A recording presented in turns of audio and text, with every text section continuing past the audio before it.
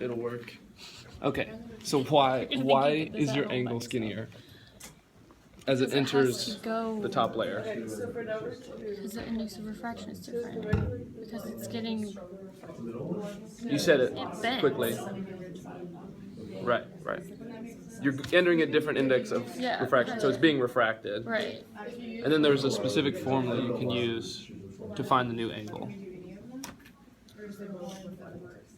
Which is wrong. Anybody? Snell's law? Yes. It is. What is it? Snell's law.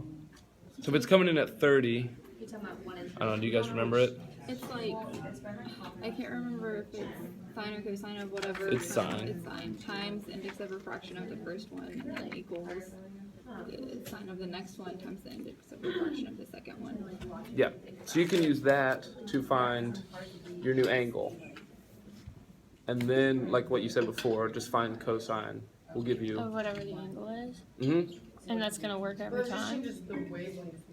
Is it going to be only two different ones? So you have two new path lengths So we do and it two new angles. for 0 and no, never mind. Yeah. Wait, so you do it for like 0 and then 30, or is that what we're setting each other? It's 30. So you when can the write out index your of first refraction- Snell's law, and you'll see it. So is I forget what your first the n angle value 19 is. then? It's 1, isn't it? It's just air. Yeah. Does air not count? Count? What do you mean? It counts for Snell's law, but not for like path length.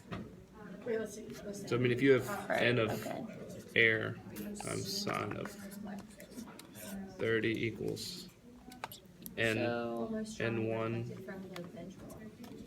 sine theta. That's Snell's law, and then you'll have your new theta. Is it getting Which you can more use to calculate blue path or length. more orange?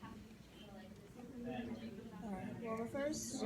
I got that it's getting more blue. So what did you I do found the here? angle. Okay, so for 1 and 2, The angle. Because if you just use air for the first one, and the angle's 30, so it's just 30 times 1. And then the new. Oh, I used the refractive index from the other one. What are these ones? The top one is What is that? That's chitin. The first layer is 1.68. So I don't think this is chitin. I think it's something different.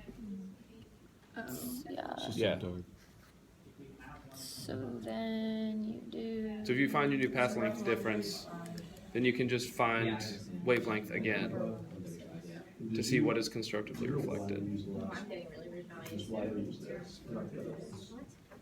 So what are you doing right here? Like, how are you calculating the wavelength? oh, I don't think I. Well, we have a wavelength from before of what we got that was giving us this green color.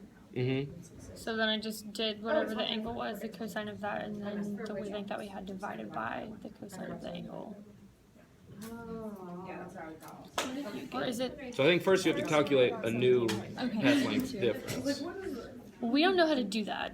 Okay, so you were like basically saying how to do that. Sorry. So are we still? So using doing Snell's that? law, you can find a new angle because it's not going to be 30. Right. I got 17.9. Yes, and then the cosine of that. It's 0.95. So, well, it's cosine of your new theta is equal to your what was it, adjacent over hypotenuse, right? So your adjacent in this case is straight up. That is your thickness. That is the d value, right? And then the hypotenuse is what? That. Whatever that is. Yeah, that dotted line, the bent Yeah. one, which is what you're looking for your new. I mean, so you could say d prime is your new path length. So what? You don't. Okay, so then you have. It just. So and then what you're trying to find is this. Yeah. Wait, wavelength is. So if it was Are you guys following me? 5, I think so, yeah. It's kind of a lot of angles at one time. and then how do you use The dx or the dy is gonna stay the same, that because it's like the thickness of the layers. 2 But if it's times? coming in at a different angle, it's But it's this. Okay. representing the half. So first things first, we're able to find the new angle. If I have it Yes. here, if I'm coming straight. And then you have to use D that to find. prime Oh, okay, I see what you're saying. is Is what you have. I can draw it, I guess. So you have it coming in at like 30, and then you have your new angle. We're seeing a decrease in. And then what you're looking for is this value here. If this is D, this is your new path length. And this angle, yeah. Okay, so I got that the new path length was 58 nanometers. okay, that sounds right. And then what do you have to do with that one? Do you have to plug it back into the NX DX thing?